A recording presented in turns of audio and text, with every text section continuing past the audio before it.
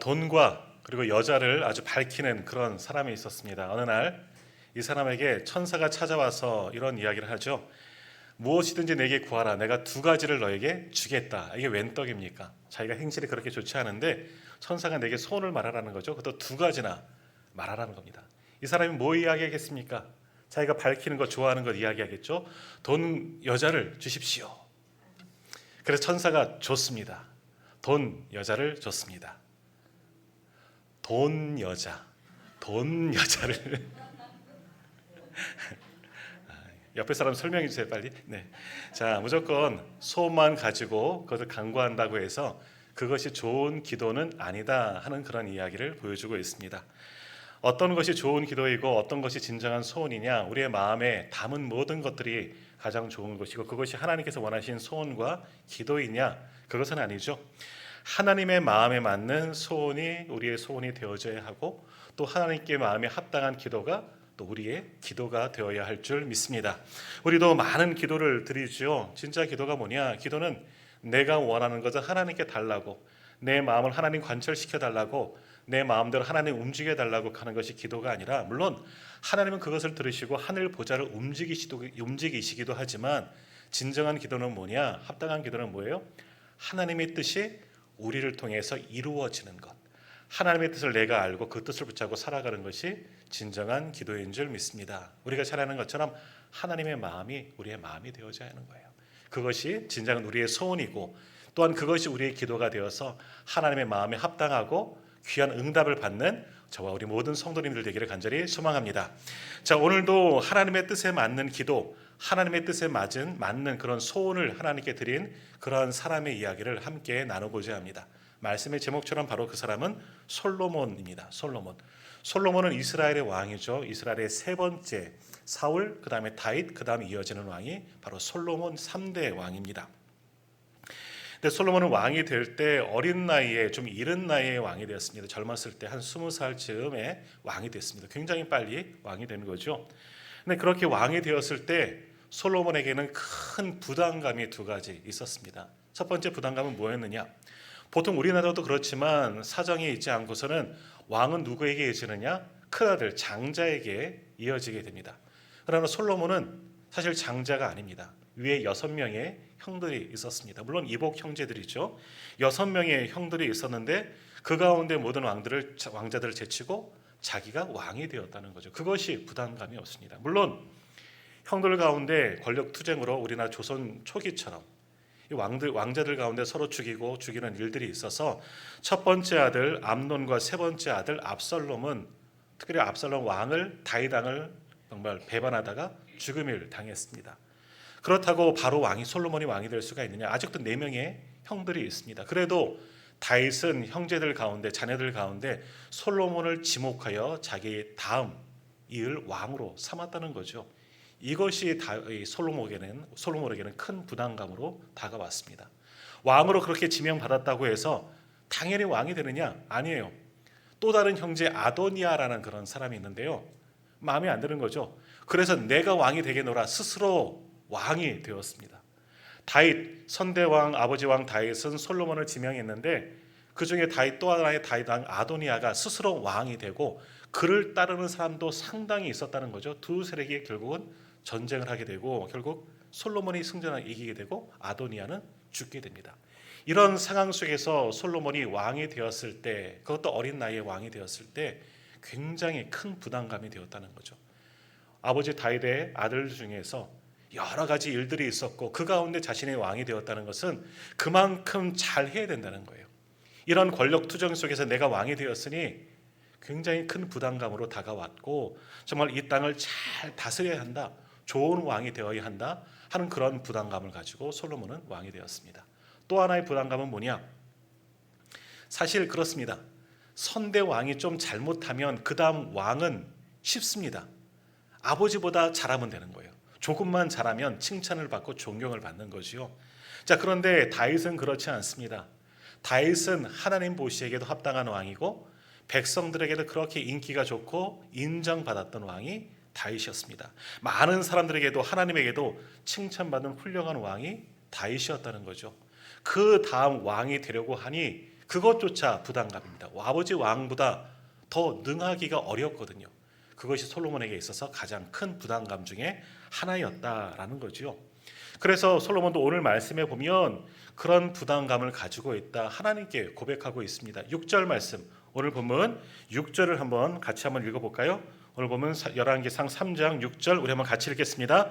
솔로몬이 이르되 주의 종 내 아버지 다윗이 성실과 공의와 정직한 마음으로 주와 함께 주 앞에서 행함으로 주께서 그에게 큰 은혜를 베푸셨고 주께서 또 그를 위하여 이 큰 은혜를 항상 주사 오늘과 같이 그의 자리에 앉을 아들을 그에게 주셨나이다. 아멘.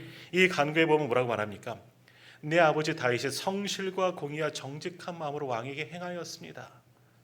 그것이 내게 부담감이라는 거죠. 내가 그 일을 감당해야 하는데 참 하나님 많이 어렵고 힘이 드네요. 정말 부담감이 너무나 큽니다 하며 간구하는 겁니다. 자, 또한 하나님도 그렇게 간구하는 솔로몬에게 이렇게 말씀하시는데요. 14절 말씀도 우리 한번 같이 읽어볼까요? 내가 만일 내 아버지 다윗이 행한 같이 내 길로 행하며 내 법도와 명령을 지키면 내가 또 내 날을 길게 하리라. 아멘. 하나님도 말씀하셨던 것처럼 그래, 네가 기도한 대로 내 아버지 다윗처럼만 행하라. 다윗과 같은 왕처럼만 행하여라. 그러면 내가 너와 함께 하시고 또 내 날을 길게 하리라. 다윗 왕이 어떻게 행했다 말씀합니까?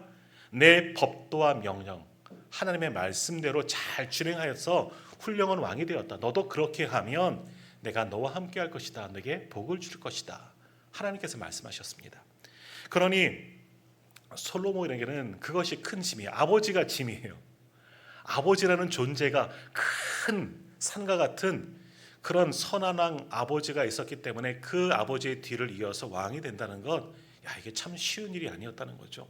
아버지처럼 해야 하는데 내가 아버지처럼 할 수 있을까? 그것이 솔로몬에게 큰 부담감으로 가지고 왔다라는 겁니다. 그렇기 때문에 솔로몬은 이 두 가지 큰 부담감, 장자가 아니었는데 왕이 된 것, 또 아버지 다윗을 넘어서야 하는데 이것이 왕으로서 큰 부담감이 되었다는 겁니다. 이것을 가지고 왕이 된 이후로 솔로몬은 늘 고민하게 되었다는 거죠. 어떻게 하면 좋은 왕이 될 수 있을까? 어떻게 하면 하나님께도 사람들에게도 인정받는 왕이 될 수 있을까? 그렇게 고민하고 근심하고 있었다는 거죠. 그런 상황 가운데 하나님께서 오늘 말씀하시죠. 꿈에 그에게 찾아오셔서 묻는 겁니다. 내가 네게 무엇을 줄고? 야, 소원을 말해봐. 내가 다 들어줄게. 하나님이 말씀하시는 거예요. 그래서 솔로몬은 잘 됐다는 거죠. 그래.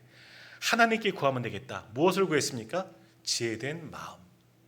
지혜로운 마음을 달라 하나님께 구했다는 거죠. 그리고 그 기도를 하나님께서 기뻐하시고 하나님께서 더 좋은 것들, 지혜와 더 많은 것을 주었다 하는 것이 오늘 본문의 말씀입니다.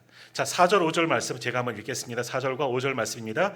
이에 왕이 제사하러 기브온으로 가니 거기는 산당이 큼이라. 솔로몬이 그 제단에 1,000번제를 드렸더니 기브온에서 밤에 여호와께서 솔로몬의 꿈에 나타나시니라. 하나님이 이르시되 내가 네게 무엇을 줄고 너는 구하라. 아멘. 솔로몬은 자신의 부족함을 압니다. 이제 왕이 되었지만 정말 왕으로 내가 잘 감당할 수 있을까? 좋은 왕이 될 수 있을까? 아들들 중에서도 왕자들 중에서 내가 왕이 되었는데 다른 사람보다 내가 유능하게 이 일을 잘 감당할 수 있을까? 또 아버지 다윗처럼 아니 그 이상으로 이 왕위를 잘 받들을 수 있을까? 늘 고민이었던 거예요. 그래서 먼저 솔로몬은 자신의 부족함을 알기 때문에 하나님 앞에 나아가는 겁니다. 그래서 4절에 보시면 제사하러 기브온으로 갔다라는 말씀이 있습니다. 왜 기브온으로 갔을까? 당시에는 아직 성전이 없습니다. 왕이 된 이후에 솔로몬이 행한 일이 성전 공사였거든요. 솔로몬 성전과 왕궁을 짓는 공사를 했기 때문에 당시는 왕이 된 초기에는요, 어떤 예루살렘 성전 예배의 장소가 없었다는 거예요. 그래서 어떻게 했느냐, 기브온이라는 당시 산당 중에서 그곳에 가서 많은 사람들이 예배드렸는데 가장 가깝고 큰 산당이 기브온이었다는 겁니다. 거기 가서 솔로몬도 하나님 앞에 예배를 드리게 됩니다. 더욱이 어떠한 예배이냐, 하나님의 도우심을 구하는 예배예요. 더욱이 우리가 잘 아는 것처럼 1,000번제를 하나님께 드립니다. 하나님께 도우심을 구하며 정말 간곡한 마음으로, 간절한 마음으로 하나님을 향하여 최고의 예배를 하나님께 드리기 시작했다라는 겁니다. 자, 이 번제는 뭐냐? 먼저 번제. 번제는 잘 아시는 것처럼 우리가 구약의 제사가 번제입니다. 번제는 모든 것을, 제물을 하나님 앞에 다 태워 드리는 것이 번제이지요. 더욱이 번제라는 것은 뜻은 올라간다는 겁니다. 제물을 이 번제단에 놓고 다 태워드리면 그 향이 다 하나님께 올라간다는 거죠. 그럼 뭡니까? 하나님께 예배 드릴 때 그 정성과 그 중심과 그 모든 것을, 그 마음을 하나님께 다 올라가게 되고 하나님께서 받으신다 하는 그런 예배가 번제라는 겁니다. 그러니까 솔로몬도 하나님을 향하여서 간곡하게 기도하며 예배할 때 번제를 드리는 겁니다. 나를 온전히 다 내어드린다 하는 그런 의미로 번제를 드리는데, 솔로몬의 그 처음 예배를 일천번제라고 표현합니다. 일천번제는 뭐겠습니까? 번제를 드릴 때는 제물을 드리게 되는 겁니다. 그래서 1000번의 번제를 드렸다 하는 그런 의미가 있죠. 자, 오늘 본문에도 보면 일천번제에 대한 정확한 해석은 나오지 않지만 우리가 전통적으로 세 가지 정도로 이 솔로몬의 일천번제를 해석하곤 합니다. 먼저는 1000마리의 제물을 드린 겁니다. 당신은 왕이니까 이제 소로 번제하였을 겁니다. 그러니까 솔로몬의 일천번제는 뭐냐?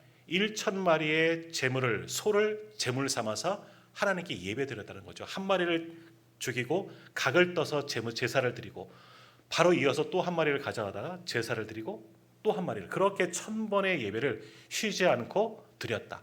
1000마리의 제물로 쉬지 않고 드렸다 해서 일천번제라 그렇게 해석하기도 하고요. 또는 히브리 전통에는요, 예배법이 아침에 한 번, 저녁에 한 번 번제하게 되어져 있습니다. 그러니까 아침에 한 번, 저녁에 한 번, 하루에 2번 그렇게 예배했다는 의미죠. 그래서 500일을 아침과 저녁으로 예배했다. 그래서 1500번의 번제, 그러니까 1000번의 번제, 그래서 일천번제라고 얘기하기도 하고요. 또 하나는 뭡니까? 하루에 한 마리씩, 하루에 한 번 하나님께 번제했다. 그래서 1000일 동안 번제했다 하는 그런 의미로 일천번제라고 합니다. 자, 여튼 솔로몬은 일천번제를 드렸습니다. 매일마다 드렸던 이 1000마리의 제사를 드렸던, 그것이 방법과 상황이 중요한 것이 아니라 하나님을 향하여서 모든 정성을 다하여서 정말 1000번의 예배를 드렸다는 거죠. 이것은 뭐겠습니까? 단순히 숫자만이 아니라 하나님께 최고로 예배를 드렸고 최선을 다하여서 하나님을 예배하였다라는 겁니다. 내가 옆으로 왕이 될 터인데 왕으로서 감당해야 하는데 이것이 너무나 부담이 됩니다. 하나님 도와주십시오. 그러기 위해서 먼저 하나님을 찾고 간절한 마음으로 하나님께 일천번제를 드렸고 하나님께서 그 예배를 기쁘게 받아주셨고 그리고 소원을 듣고 그 소원에 응답하여 주셨다는 거죠. 일천번제를 하나님께서 기뻐하셨습니다. 자, 이 일천번제에 대한 예화가 있습니다. 성도님들 아실까 모르겠는데 이제 박순애 전도사님이라는 분이 있습니다. 부흥사예요. 부흥 강사인데 간증을 말하시는 분이에요. 저도 한번 말한 것 같기도 한데요. 아마 유튜브를 검색하시면 아마 그분이 한 간증들이 많이 나오는데 자신의 일생을 이분은 이야기합니다. 자신에게 주신 하나님의 은혜. 근데 이분이 간증을 할 때 가장 많이 사용하는 단어가 뭐냐면 최고만이에요. 최고만이. 최고만이 이렇게 얘기합니다.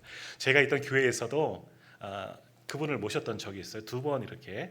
교회는 틀렸는데 그분을 이렇게 2번이나 이제 모셨다는 거죠.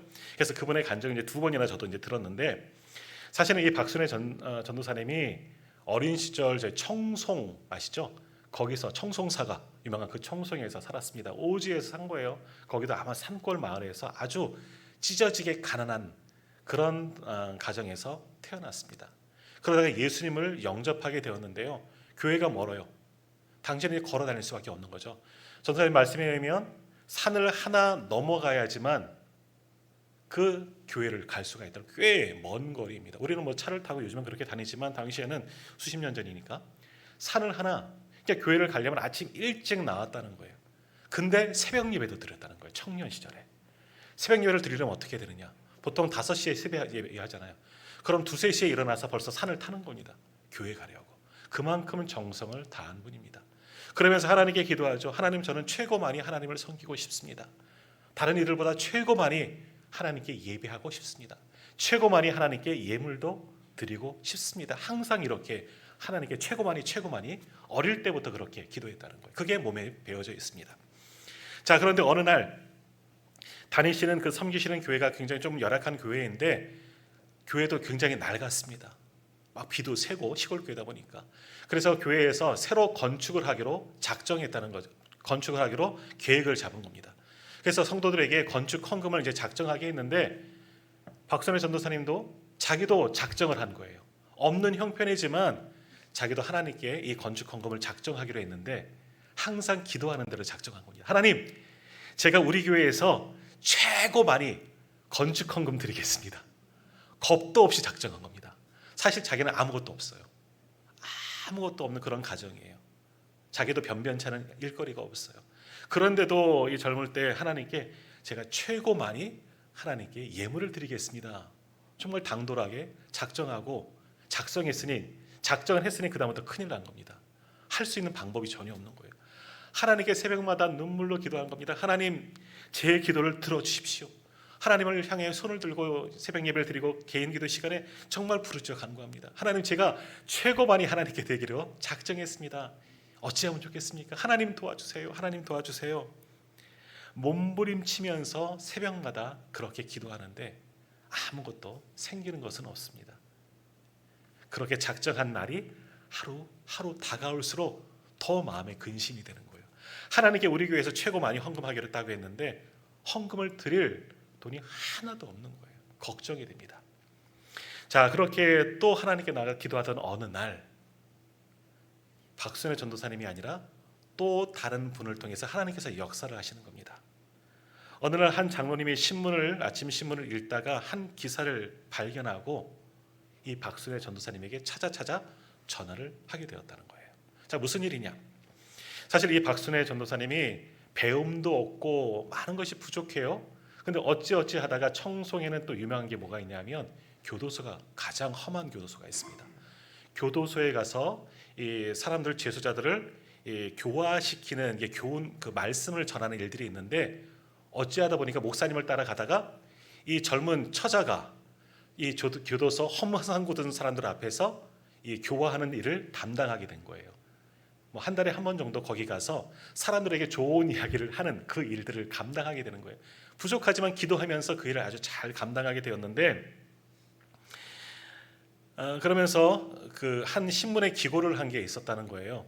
제가 청송교도소에 가서 이렇게 섬기다 보니까 죄수자들을 보았는데 너무너무 환경이 열악하다는 거예요. 그래서 그 사람들은 추운 겨울날 내복도 없고 양말도 없어서 추위에 떠는데 그 재소자들을 도와주었으면 좋겠다 하는 그런 눈물겨긴 그런 사연을 한 신문사에 보냈는데 그것이 마침 신문에 실린 겁니다. 그 사연이.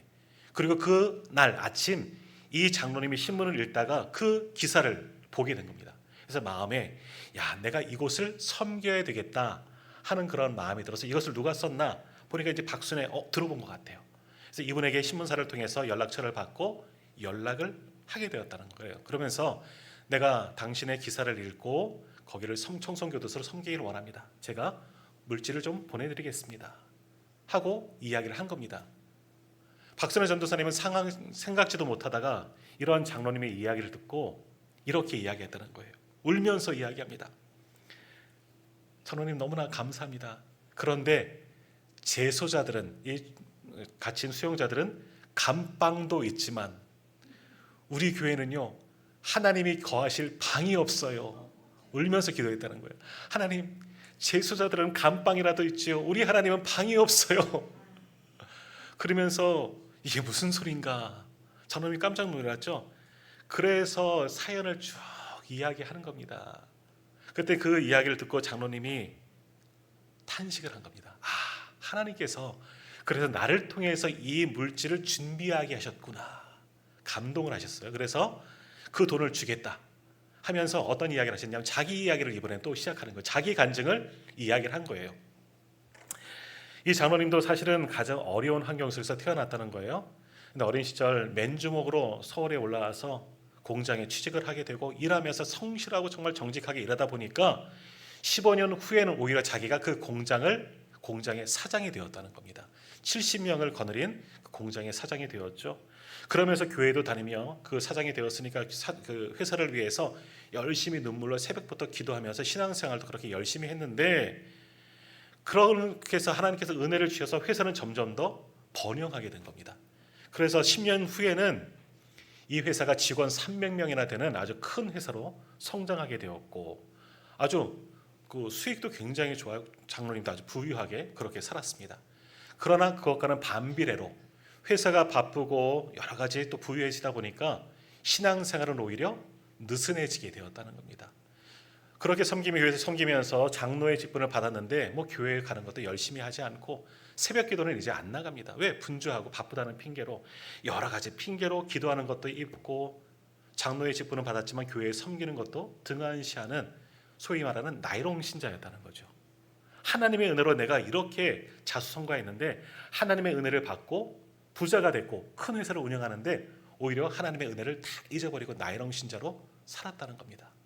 그렇게 하나님 없어도 이제는 나 혼자서도 얼마든지 살 수 있을 만큼 그런 상황이 되었다는 거죠. 그렇게 흥청망청 살아가는데 어느 날 회사가 부도를 맞은 겁니다. 누군가 이게 돈을 빌려갔는데 돈을 갚지 못하게 되고, 그것이 큰 빚으로 떠안겨져서 완전히 회사가 부도나는 그런 상황에 이르렀다는 거죠. 결국 그 부도를 막지 못해서 회사가 파산하게 된 겁니다.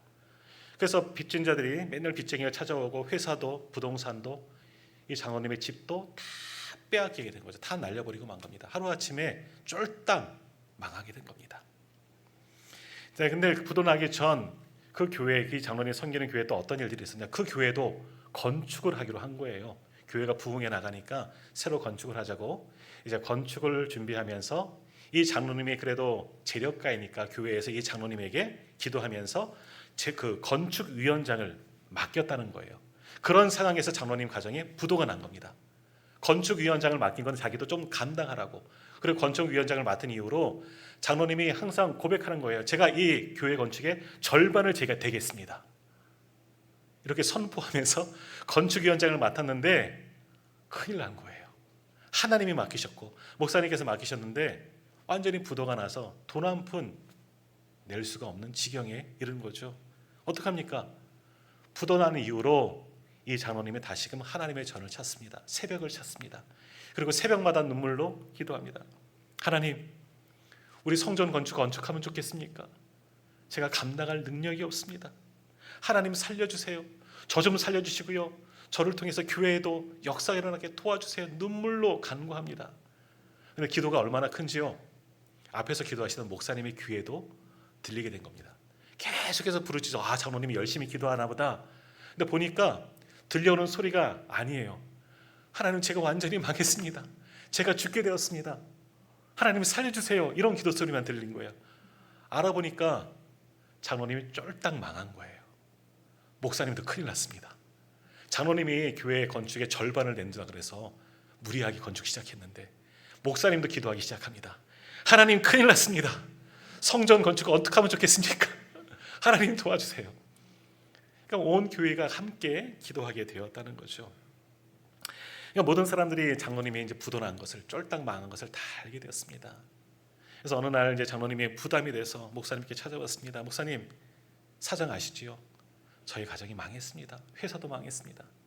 제가 부끄러워서도 헌금도 하지 못해서 이 건축위원장을 하지 못하겠습니다. 교회도 못 다니겠습니다. 제가 교회를 좀 떠나겠습니다. 목사님은 아니라는 겁니다. 아닙니다. 우리가 기도하면서 장로님을 세우셨고 하나님께서는 분명히 장로님을 통해서 또 다르게 역사하실 것입니다. 우리 함께 기도하면서 이 일을 잘 맡아주세요. 권면하고 돌려보낸 겁니다. 어떡합니까? 장로님은 그저 목사님의 말씀을 하나님처럼 듣고 그 말씀에 순종합니다. 그런데 어떻게 할 방법이 없어요. 자기는 헌금할 돈도 없지요. 교인들 보기에는 부끄럽지요. 할 수 있는 건 뭐겠습니까? 기도하는 것. 하나님께 기도하는 밖에 없는 겁니다. 그래서 새벽을 깨우고 맨날 부르짖습니다. 하나님 해결해 주세요. 하나님 도와주세요. 눈물로 새벽마다 기도합니다. 회사가 망했으니까 갈 데도 없어요. 낮에도 공사하는 현장을 찾아봐서 기도하고요. 또 저녁이 되면 공사 현장이 보여지는, 교회 공사 현장이 보여지는 언덕에 올라가서 교회를 보며 지어지는 교회 건축을 보면서 손을 들고 기도하는 겁니다. 하나님 책임져 주세요. 저는 못합니다. 하나님 도와주십시오. 그렇게 기도하게 되었다는 겁니다. 그것도 하루 이틀이지. 눈물 흘리며 그러한 기도의 세월이 하루하루 계속되어집니다. 결국 가만히 기도하는 가운데 생각해 보니까 한 가지 방법이 생각이 난 거예요. 자기는 아무것도 없어요. 집도 빼앗기고 집도 날리고 돈도 없고 회사도 날리고. 근데 처조카에게 빌려준 게 있는 거예요. 내가 돈을 빌려줘서 잘 나갔을 때 처조카에게 돈을 빌려줘서 그 집이 그 돈으로 집을 산 거예요.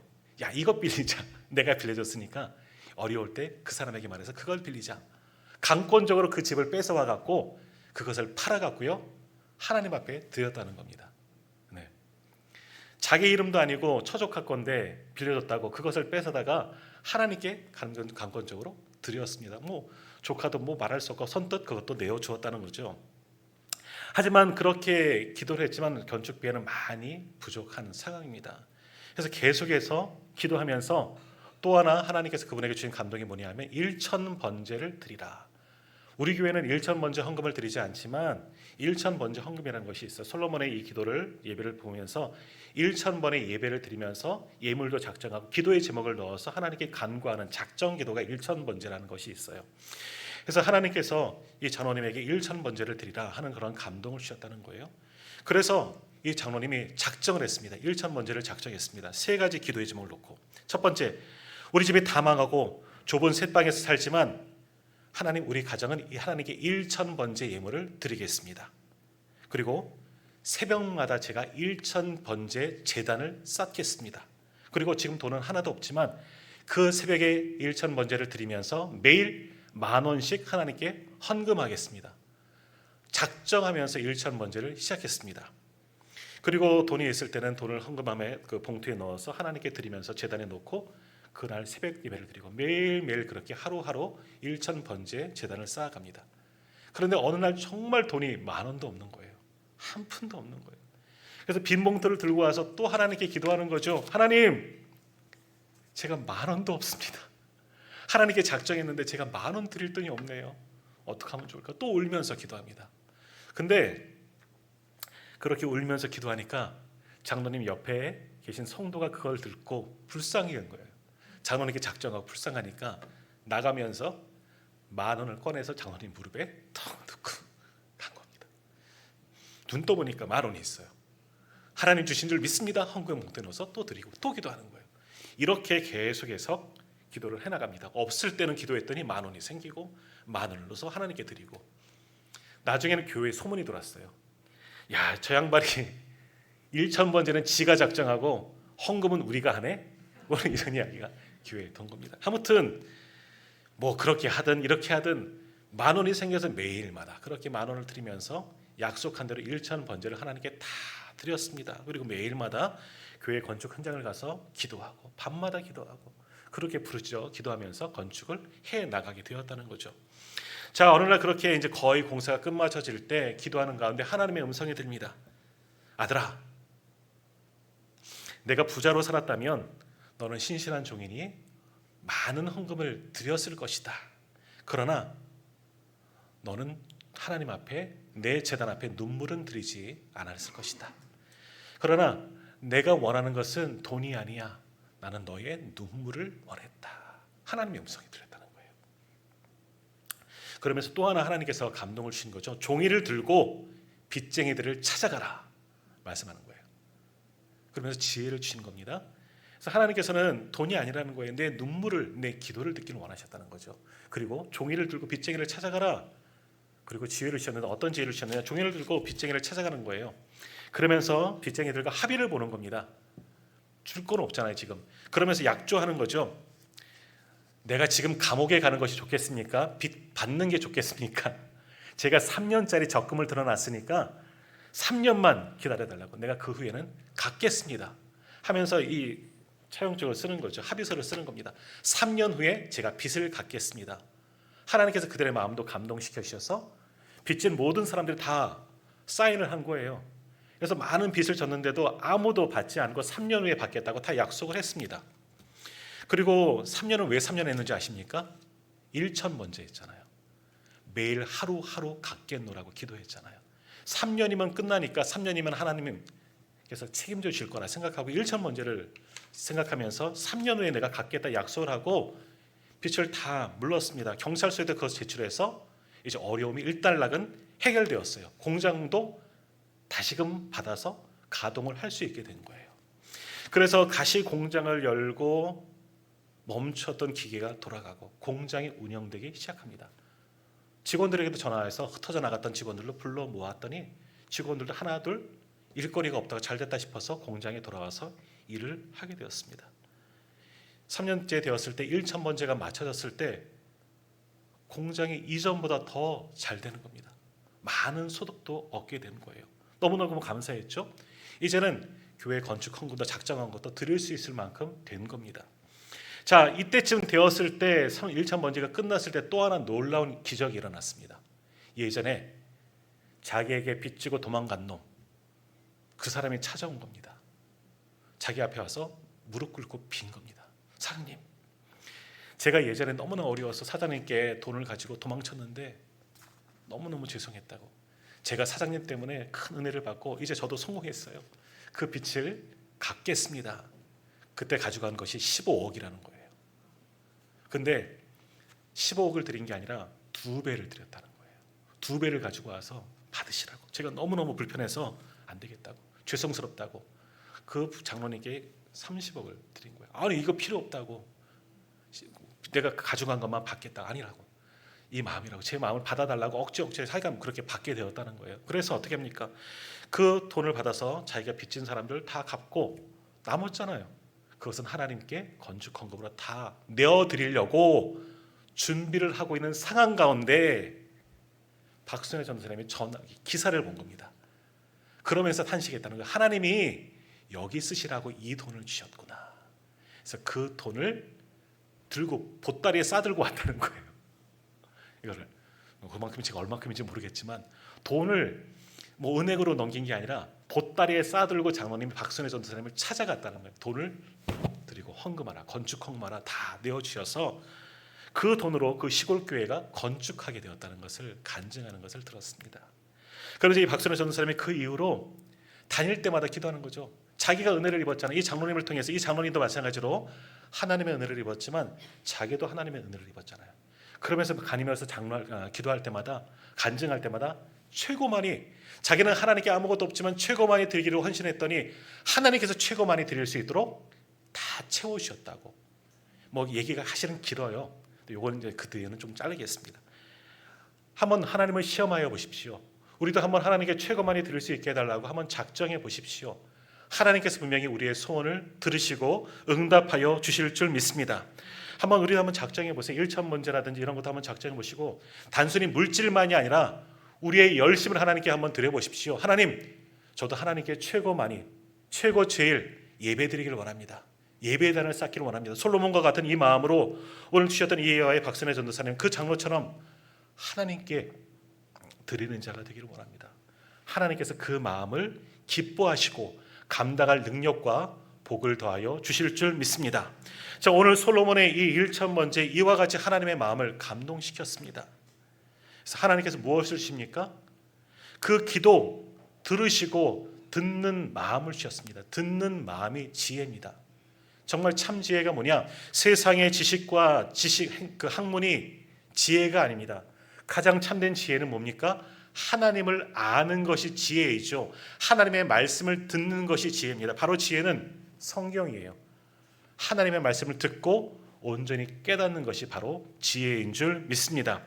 하나님은 솔로몬에게 이와 같은 지혜를 준 거예요. 하나님이 준 지혜, 솔로몬 이전에도 이후에도 없을 그 지혜를 솔로몬에게 주셔서 나라를 잘 다스리도록 하나님께서 허락하여 주셨다는 거죠. 그러나 솔로몬은 그 지혜를 가지고 또 받고 또 하나님께 나아갔지만 또 하나 고백하는 것은 뭡니까? 하나님, 저는 어린 아이입니다.